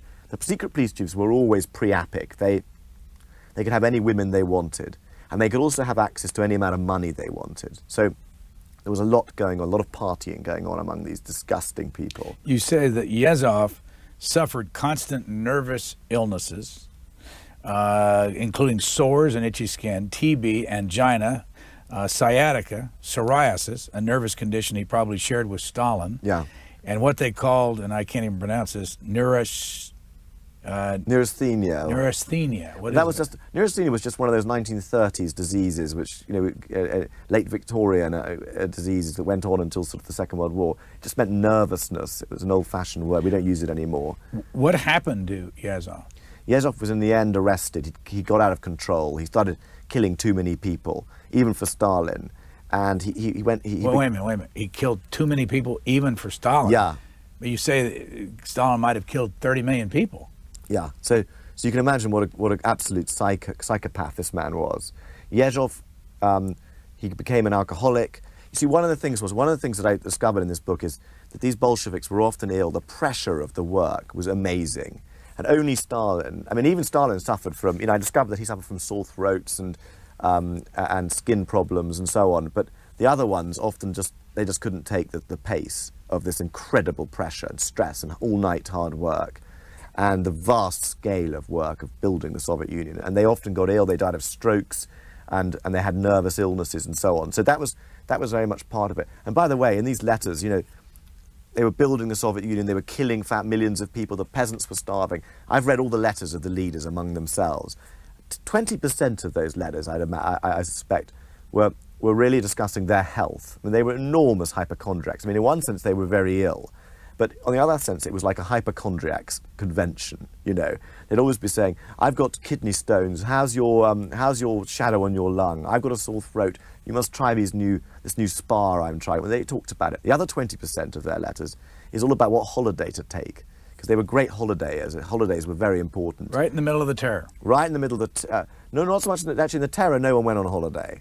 But how long did that last, by the way, the terror? The terror lasted for sort of 2 years, really, 36 to 38. And what 39. was the total count of people that were killed? About 1 million. So it was really against the party, the terror. I mean, it was really directed at their own group, their own people. And what they were basically doing was extending their idea of the random killing of classes to their own ruling class. And Stalin reckoned they'd gone soft. And you see, you've got to realise that, I mean, Stalin realised that they weren't subservient to these people. A lot of them had known him for 30 years, and they were over-familiar with him. I found many letters where he wrote to the provinces telling them to do something. They just ignored his letters, which is quite fascinating. They felt they knew him so well that they could, they weren't afraid of him. He had a girlfriend, his mistress was his sister-in-law. She, her name? Her name, Yevgenia. And there's a picture in the book. Yes. And explain what that picture is. Well, that's an amazing picture that I discovered. I mean, you can imagine how my heart was thrilled when I found that picture. What it is Stalin surrounded by his women, essentially. And it's a very informal picture. It was a birthday party in 1934. And sitting right between his legs, smiling like the cat that's got the cream, is his mistress. With the bib on. With the bib on, with the sort of, she always wore these frilly collars. And that's his mistress. And that's an amazingly uninhibited picture, isn't it? And to her left, to the right of her, is Bronka Poskrovyshev, the very pretty wife of his chief of staff, of his chef de cabinet, who she was later shot by Stalin. And she's a pretty girl as well. So, fascinating picture. And that really is the court of the Red Tsar. And I found that picture. It had never been published before, as far as I know. And I was also able to find exactly who was at that party, what they were doing, and what they said at the party. Because we have the diaries of some of the people. One of the things that these papers contain is the diaries of some of the women in that group. And they've never been published before either. How about the photographs? How many other photographs? Here's one, for instance. Has this one been seen before? Yeah, that one has been seen before. That's a fascinating picture. That's Stalin, and Beria is the man with the round glasses. And in the foreground is his mother, Stalin's old mother, then in her 80s, ill and about to die. And this is Stalin's last visit to her. And this is the famous time when they had an amazing conversation.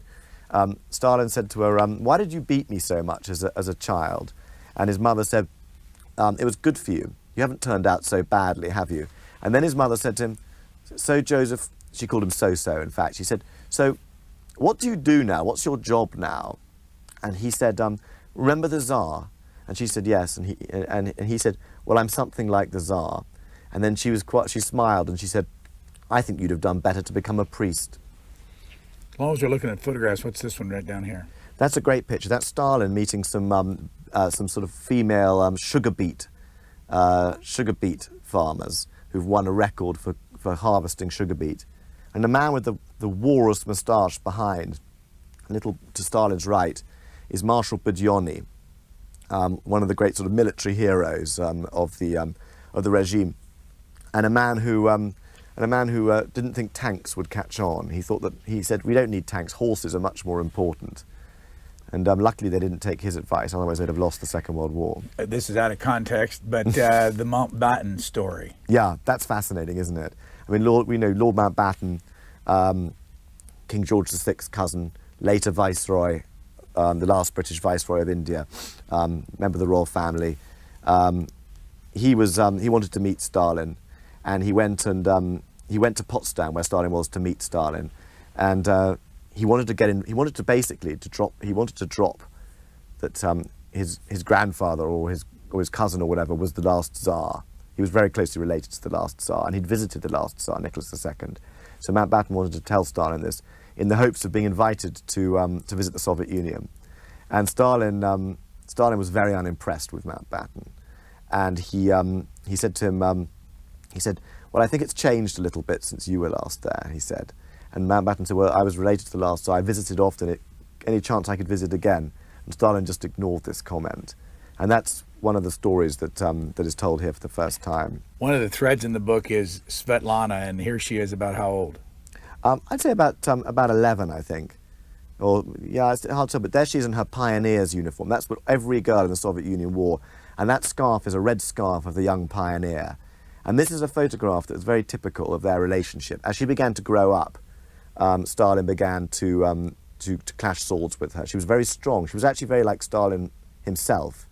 As a young girl, she was his absolute beloved favourite. He used to sign her homework like every other parent in the Soviet Union would sign their child's homework every evening. During the Great Terror, she would come to the Kremlin, to their flat, and he would check her homework, ask her how she did, she would sit on his knee, he'd feed her from his own fork, and she'd write him notes. And he had this game with her, which I found all the notes that in the archive that tell this story. It's absolutely amazing.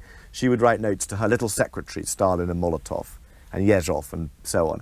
And she'd say, you are ordered to cancel homework for this year in the Soviet Union and delay the beginning of school by 2 weeks. Signed, the boss, Svetlana. And Stalin, she'd either send them to Stalin by aeroplane if he was outside Moscow, or she'd pin them to the board of the dining room. And Stalin would pass these round at the Politburo, and all the Politburo would sign, we obey, we've cancelled school this year. Signed, your little secretaries, Stalin and Molotov.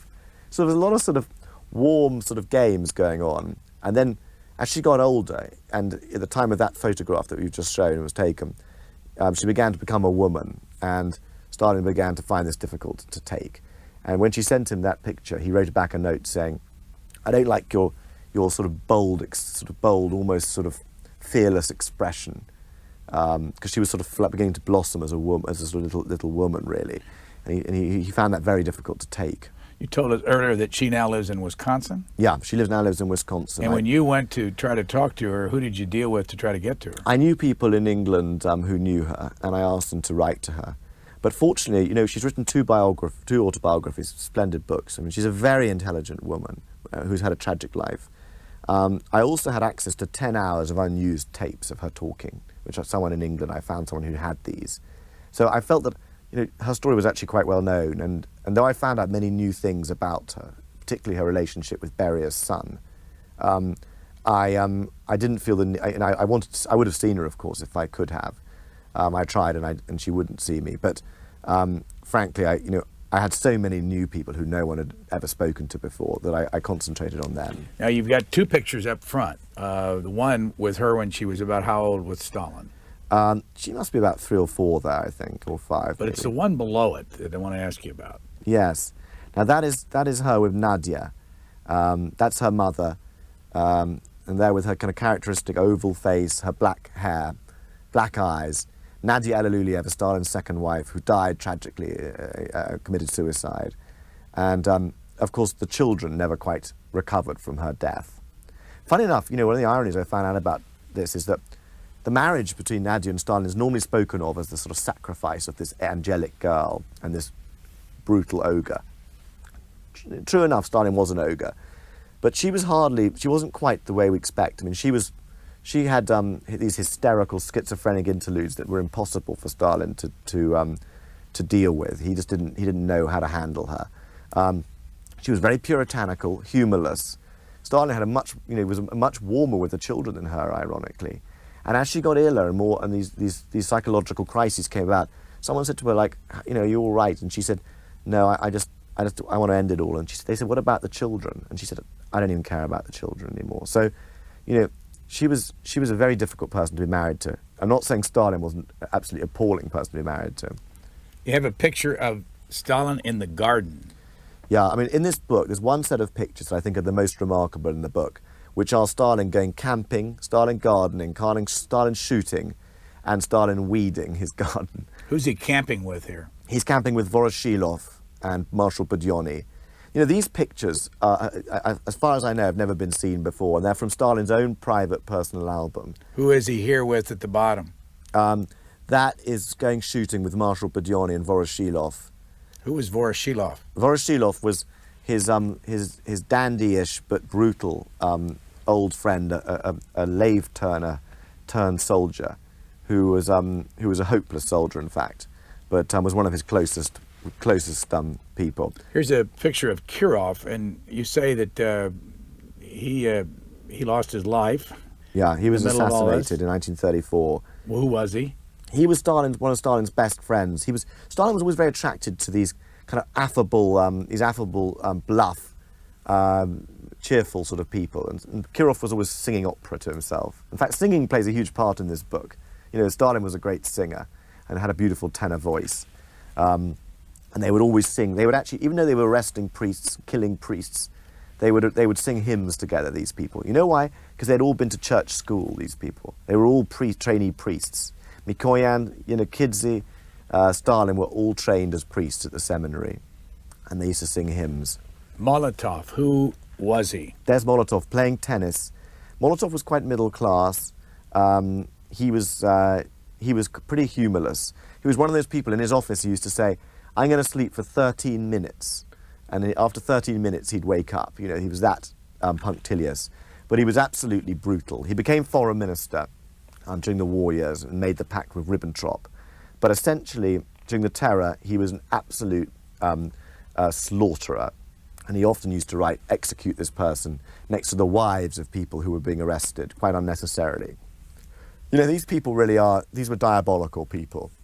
And the way they killed, the enthusiasm with which they killed, is part of this story.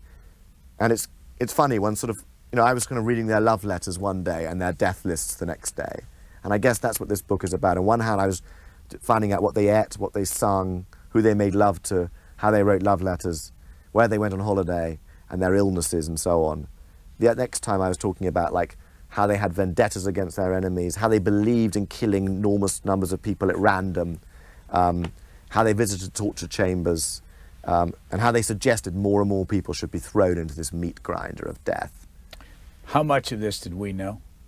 We knew the big picture. Now, this book is an intimate, the private world. This is the intimate portrait of Stalin and his inner circle, which has never been really written before. We already knew about the terror. We already knew about the war. We already knew about industrialization. But did we know that during the war when we were going to Potsdam and Tehran and? We always knew about all this killing. Don't let anyone tell you they didn't know. They knew about it. Everyone knew about it. In the West, people just chose to ignore it. I mean, for example, the biggest imbecile of the lot was the American ambassador to Moscow, Joseph Davis, whose memoirs were later made into a movie, Mission to Moscow, which you might have seen. But during the show trials, Stalin's trials of his enemy, which were clearly faked, completely ludicrous, where you had these people who'd been tortured, speaking like automatons and confessing to all sorts of absurd terrorist activities. Ambassador Davis was telegraphing President Roosevelt that these were, as a lawyer, he said, these are absolutely legalistically watertight, he said, So there were some very stupid people, and there were a lot of willful people who just chose to ignore this absolute chronicle of murder and slaughter. What's the story of Kulik's wife, Kira? Now that's a fascinating story. Kulik's wife, Kulik was Marshal Kulik, was a top Soviet general, one of Stalin's old drinking buddies. Kira Kulik was a countess, a count's daughter, an ex-aristocrat. She was the most beautiful girl in Stalin's circle and a great flirt with Stalin too. But she made the mistake of asking Stalin to intercede for her brother, who in fact had already been shot. And she also flirted too much and talked too much, and Kulik talked too much about the terror. So Stalin and Beria, when they were running the terror, they liked to devise these kind of gangsterish, brigand-like kidnappings. So Stalin said to Beria, "Kidnap the wife, Kira, and we'll deal with her." And meanwhile, on the same day, he promoted General Kulik to Marshal. So on the very day that he was promoted to Marshal, Marshal Kulik lost his wife. So he went to Beria and said, "Where's my wife?" And Beria knew that Kulik's wife, Kira, was in the cellars underneath his office. But he pretended, Kulik was in his office taking tea. He pretended to ring Stalin, and he said, "Oh, Stalin, it's Beria here. I've got Marshal Kulik in my office. His wife's gone missing. Do we know where she is?" "No," said Stalin. Beria puts down the phone. "We've got no idea where she is. We'll search the whole Soviet Union for her." Meanwhile, this girl, who was just a beautiful girl, innocent of anything, beautifully dressed, slim, is literally just shot in the head on their orders down under, in these dungeons underneath this place. And Marshal Kulik accepts this. He knows after a bit that she's disappeared, and he marries again. These were really disgusting people. Did you go to Lubyanka prison? Yeah, I did go there. What is it? It's a huge office complex built of granite. Where? On Lubyanka Square in Moscow, which is a huge square, about a couple of miles from the Kremlin. And underneath it, as large as the sort of bit above it, which is huge, underneath it is a huge rabbit warren, a beehive of dungeons. And one of the interesting things was that Yezhov, the poison dwarf that we've talked about, he devised what he thought was the ideal execution cell under there. And what it was it had a sloping floor for bodily fluids, it had wooden walls, and it had hosing facilities. So you could just kill people at a great rate in there. Of course, the irony was that when he was arrested and shot, he himself was shot in his the special execution room that he'd created. Perhaps there's some justice in that. After you had gathered all your material, yeah, and wrote your book, yeah, and it was published in England when? About a year ago. Has there been new stuff since then that you really wanted to have in here? No, you know what? There hasn't really. I was just really fortunate that this was the biggest amount of new stuff. I mean, this is based on such a massive archive of new materials. And the nice, exciting thing about it is not only is it absolutely fascinating, in terms of its depravity and its private details. Many of these letters, for example, are very funny. Some are very tragic. They're people begging Stalin for his life. Some are very, very intimate, as I mentioned, his love letters, and so on. Some are where he passes around, he draws pictures and passes them around the Politburo table. But the great thing also is that on serious political terms, this changes the way that we write about Stalin's rule, because it shows that he became dictator much later, and it shows how he built his rule by, the way most machine politicians build their rule, by showing favours to people, by being kind to people, by arranging. Well, one of the first documents I found was a list of cars. And of course, these people all had Buicks and Packards, American cars. And Cadillacs. And Cadillacs, and Rolls-Royces. Got to have some English ones in there too. And I found this list, it was in Stalin's handwriting, and I gradually realised that Stalin himself, every year, would assign which family. The Molotovs, you have 2 Buicks and a Cadillac. The Kaganoviches, you can have a Cadillac and 2 Packards. And he did this himself. When Beria, the personal care he took of these people is amazing. When Beria moved to Moscow, arrived in Moscow, Stalin found his house, arranged his removals personally. When Beria's wife didn't like her house, he found her another house himself. He tucked in Beria's 10-year-old son into bed, read stories to him. The book is just full of the sort of Stalin taking this sort of care with people. The irony of it all this is he may have been a monster, he may have lacked empathy. Stalin was one of the great people managers, people persons, if you like. How does this book sell in Great Britain? It's really sold. There are now 50,000 of these in hardback in Great Britain, which is a lot. How about in the United States? Well, it's just come out in the United States, but it's selling. It's already gone into a second edition. They've reprinted it, so I'm very excited. The reviews have been marvelous. I'm very I'm just thrilled about it, actually. It's very exciting. Do you have any advice for somebody, and as I said earlier, it's hard to keep track, as you know, Yeah. of all these people. Yes. What advice would you give people on how to deal with a book like this? It's 800 pages. My advice is is twofold. I mean, to take the information about the Soviet regime to heart, the warning from history about how this is what happens when religious maniacs and fanatics have unlimited violence, and that becomes their normal way of governing. On the other hand, this is a personal history about love and fear and murder and killing and betrayal. And so this book can be read either as a very serious work of scholarship, or it can be read as like a sort of Russian version of The Godfather. And, you know, there are a lot of foreign names in there. It doesn't matter. Is there a movie in this? I think there'd be a great movie in there. I think it would be like I, Claudius. It would be like a sort of Band of Brothers meets I, Claudius. You know, I mean, basically, the personal details in this fascinated me. I mean, I was shocked by so many things. I mean, Stalin the intellectual, Stalin's reading, for example, his habits was just fascinating me. I mean, I went through his library and everything. What did he read? He read, one of his favourite books was Last of the Mohicans. And James he used to... Fenimore Cooper? Yeah. And he actually... Why? Well, it was an acceptable book for the Soviets, of course, because it was all about sort of, it included British imperialists behaving appallingly, and white people behaving badly to native Indians. Where is his book? Where are his books? They're all in this archive too, and I got out piles of them. And again, you can sort of, I could smell the pipe smoke in them, and also he annotated them all the time with his own margin comments. Sometimes he just put ha ha ha beside places in the book, which is sinister.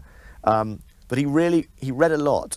He knew Balzac, he knew Zola, he read Goethe, he read books of American history. You know, he read books about British history. When he was meeting Churchill, he read about the Duke of Marlborough, Churchill's ancestor. So when he met Churchill, he was able to charm Churchill by saying, by the way, he was teasing him, you see, he said, by the way, the Duke of Wellington's a much greater man than the Duke of Marlborough, he said. Did he speak English? No, not really. He claimed to be able to recognize some words in English. I don't think he could. You mentioned the pipe, and you could tell, according to what you've written here, Yeah. what kind of a mood he was in on whether the pipe was lit or Yeah. was not. Yeah, if it was unlit, if it was just left unlit and he was just chewing it nervously, you could be in big trouble. I mean, dealing with Stalin was like, in the end, you had to learn how to deal with this terrifying man. And dealing with him was a bit like those instructions that they give to campers about what to do if a bear comes into your tent. But he could be charming to people. I mean, one of the fascinating people I met was a guy who at 25, called Alec Troyanovsky, whose father was the first ambassador to America of the Soviet Union. He went down there to do some interpreting for Stalin, and at the end of the interpreting, the guests left. And Stalin said to him, he was about 25, he said, hey, why don't you stay with me for a week? And he said, you know what we'll do? He said, we'll get you drunk and see what kind of person you are.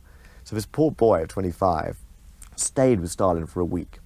And this story's never really been told, but I went and met him. He's just died, Troyanovsky. How old was he? Oh, I don't know, he must have been 80 or something. He was a marvellous man. I can't believe he died, because he died soon after I'd written and published the book. But he basically told me the story of how he stayed with Stalin for a week. And it is extraordinary, you know, and he said that he'd have dinner with Stalin. He was very careful not to sort of say anything that would, you know, he knew his father had known Stalin very well, so he was a very savvy person. And Stalin told him stories from his youth. Stalin once said, he said, we know when I was staying with your parents in Vienna. Stalin went to Vienna in 1913, and he stayed with Troyanovsky's father. And he told him this story. He said, you know, when I was staying with your father in 1913, I wanted to see if a child could be weaned off its parents. So he said, what I did was I gave your sister sweets every day. And after the end of the 5th day, your mother and I stood and we called your sister. And he said she came to me because she wanted the sweets. It was a very interesting story. Stalin told him that himself. What's Stalin's real name? Djugashvili, Yosef Djugashvili. Where did he get the name Stalin? He made it up. He was the ultimate self-made man. He believed himself as a sort of messianic character, special, a Marxist messiah. Does it mean anything, Stalin? Man of steel. Man of steel. But they all adopted names that meant things. I mean, Molotov means hammer, the man, hammer person. That's not his real name. Skryabin is his real name. And Kamenev... What about Malenkov? No, Malenkov's his real name. I mean, the ones who were underground revolutionaries all had many names. Nom de guerre, you know, sort of names of the revolutionary movement. But once the revolution happened, they didn't need to change them anymore. But Stalin once lost his temper with his son Vasily, the crown prince's spoilt, pathetic son, who said, he was always throwing his weight around. And in fact, in the book, one of the fascinating things, we have all his letters.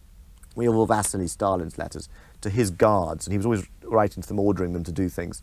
And one of the things he said was, I'm Stalin, he said, I'm Vasily Stalin. Stalin said, no, you're not, he said. You're not Stalin, I'm not Stalin. He said, Stalin is Soviet power. Stalin is what's in the newspapers. Stalin is the image of the Soviet Union. Not even I am Stalin. Very interesting sort of esoteric point there Stalin was making. One time I was interviewing a fellow in Moscow by phone within the last year, and he was maybe the Moscow State News or something, and I just asked him the last question, who in history do you admire? And he said, Marshal Zhukov. Yeah, Marshal Zhukov, the greatest soldier of the Second World War. Well, you write there's an incident about Marshal Zhukov that I want to ask you about when he broke down and cried. Yeah. In Stalin's presence. One of the really exciting things, at the moment is that the materials I have now, I could talk a lot more about how the World War II, how Stalin was commander-in-chief, how he functioned as commander, and what really happened in the early days of the war. Let me just show a picture first. The picture on the screen is, where is Zhukov? Zhukov is on the left as you look at it, on Stalin's right, in other words. Who are the other two? The other two are Marshal Voroshilov, useless political general, who I mentioned was a great dandy. And on the far right, as we look at it, is Marshal Bulganin, another political general. So typical Stalin, on one side he's got these useless political generals, and on one side he's got the greatest general of the Second World War, the man who won Stalingrad, the Battle of Moscow, the Battle of Berlin, saved the siege of Leningrad. I mean, forget General Montgomery or your Eisenhower. I mean, Zhukov was far and away the greatest general. Why? He won all the decisive battles of the Second World War. He saved Moscow. He saved Leningrad. He helped devise the Battle of Stalingrad. He took Berlin. Pretty unbelievable. So when did he break down and cry? In the first few days of the war, it's fascinating. Stalin had got it really wrong, and he'd misunderstood Hitler. What year? This is 1939 to 41. Those 2 years, Stalin made a pact with Hitler to divvy up Europe, basically, between them, and they cut Poland in half. Fascinating thing is, people have often said, why did he misunderstand Hitler? Did he admire Hitler? Well, he misunderstood Hitler for this reason, and there's a fascinating thing. I found in Georgia a bit of paper that explained this, a story of someone who was with Stalin, when he was reminiscing after the war on the only time he ever discussed how he got it wrong. And what he said was, my big mistake was to put myself in Hitler's place, to imagine that Hitler was like me. In other words, Stalin was a cautious statesman. Hitler was a gambler, a sleepwalker, as Hitler called it. That was his big mistake. That's why he thought Hitler wouldn't invade, or would invade later. Now, when the war started, Stalin was humiliated, caught unawares. And first of all, though, he thought that it was fine. The Red Army would defeat the invasion. And then, suddenly, Minsk fell after about a week since the opening of Operation Barbarossa. Where's Minsk?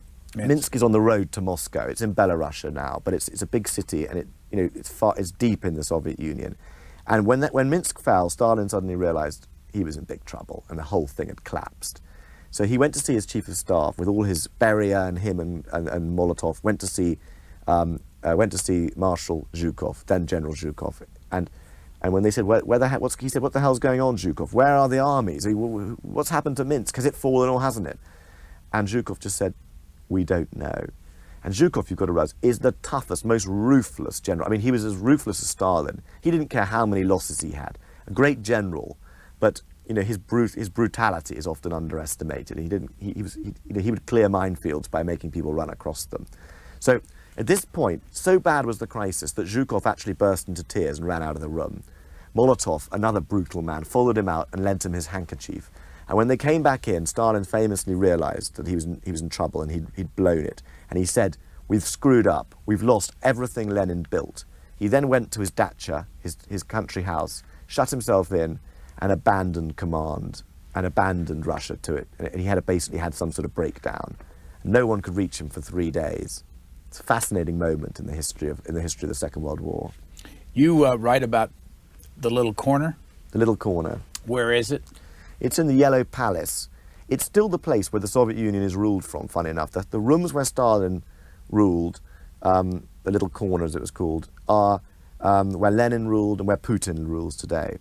And of course Putin has a special connection to Stalin. I mean, Putin's grandfather was Stalin's cook.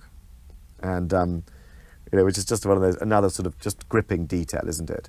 I mean, Putin's grandfather served as a waiter, Rasputin, was an under chef for Lenin in Lenin's kitchen, and then was one of Stalin's chief cooks, which is an amazing example. He must be the most world historical cook in all of history. When you said that the Politburo lived together. Yeah. And they visited all the time. Yeah. Who were the ones that were name the ones that were the closest to Stalin and that were in and out of his apartment? It was an apartment? Yeah. They lived in these apartments. They lived basically in 2 buildings in the Kremlin, one of which you can still see. Have you been there, by the way? I haven't been in there, but I've seen it. You can't actually go in there. They're not very keen to let you see sort of Stalin's flats and stuff, you know, apart from the fact that they're now, the offices are now used by the president of Russia. But they had such a world of intimacy. It was almost like a university where you'd go and borrow sugar from the people next door. You know, there would be Kaganovich, Molotov, Mikoyan, these people, Yenokidze. These people would pop in on each other. Andreev, they would pop in on each other all the time. Their children played together. Stalin played with their children. I mean, I've spoken to many people who played as Stalin. Stalin was very good with the children. He used to say, "What should we do now? Should we take the cork from the bottle of wine and throw it into the ice cream?"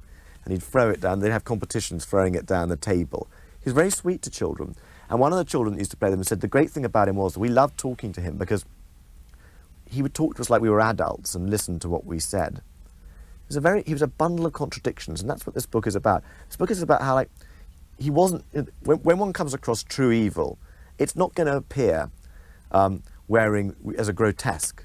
It's going to appear as someone one trusts, someone normal, someone charming. Could you conclude after all this that they were mentally ill? It's too easy to conclude that. I mean, we've just got away for far too long with saying Hitler and Stalin killed 30 million people each. That's a cop-out for us. As a historian, we've got to answer how it worked, what really happened, and also give the warning from history. And what really happened was that there were millions of murderers in Stalin's Russia, and that Stalin was surrounded by people, and actually often the wives, the women were the worst. They were the most brutal. They were the ones who were having these witch hunts, pointing at people and saying, that's an enemy of the people. I've seen it in his eyes. You know, there were lots of killers around Stalin. They all believed in this Marxist Bolshevik idea of killing enemies, killing vast classes at random. That was the Bolshevik way. That's what this book is about. Stalin, this is an intimate, private picture of Stalin as man and monster. You tell the story that in 1943 he wanted to pay for lodging at some occasion, and he looked for money, and he'd never spent a dime or a kopeck since 1917. That's right, because of course he'd been in the state machinery, and they never paid for anything. They had they had these amazing cars, Packard cars. They had special shops. They received food. I mean, one of the most hilarious things I found was from his wife Nadia to the head of state. From Mrs. Stalin to the head of state, and it said, "Dear Comrade Kalinin, Stalin must have his chickens. Stalin is on a chicken diet. Stalin has been assigned 15 chickens, but he's already eaten 7. Stalin cannot run out of chickens. He must have roast chicken. Please send us more chickens. Signed, Nadia Stalin." Which gives you an idea, just a little glimpse of ordinary life. These top leaders were all involved in the good life, the houses they had, the holidays, what food they ate. They were given wads of money, which were called paquets, you know, basically money in a brown envelope, cash. And all of this was supervised by Stalin himself. He took enormous interest in everything. What's next for you? Well, I think I'm going to go back. I mean, I'm very tempted to write about Stalin more. I mean, you know, this book, it covers his reign of power, his reign of fear, and but there are large parts that I haven't written. His younger Stalin, and Stalin and Lenin would be an interesting book to do. Break down the name Simon Sebag Montefiore. Where do they come from? Well, Simon's a good old-fashioned English name. Sebag Montefiore is I'm a sort of Jewish mongrel. I mean, my mother's family come from Russia, hence my interest in Russia. They come from Poland and Ukraine and so on, like many people here. The Sebag Montefiore is a Sephardic Jewish, which means from the Arab world or the Mediterranean. The Montefiore's are Italians, and the Sebags, or the Sebags, are Moroccans, Arab Jews. So I'm a Jewish mongrel, very proud of it too. And if you're going to do more on Stalin, are there more archives to read? I don't know, they may be closing and opening. I mean, this was just such a great opportunity. I was so lucky to be able to write this book, and that's why I worked so hard and got it out as quickly as possible, because I knew that it was just a one-off opportunity. When would you like to do this next book? I'm having a rest this year. I'm on tour in America, and then in Sweden and Holland, and then it's coming out in paperback in England. So I'm still living at the court of the Red Tsar. We're out of time. Stalin, the court of the Red Tsar. Simon Sebag Montefiore, thank you very much. Thank you so much.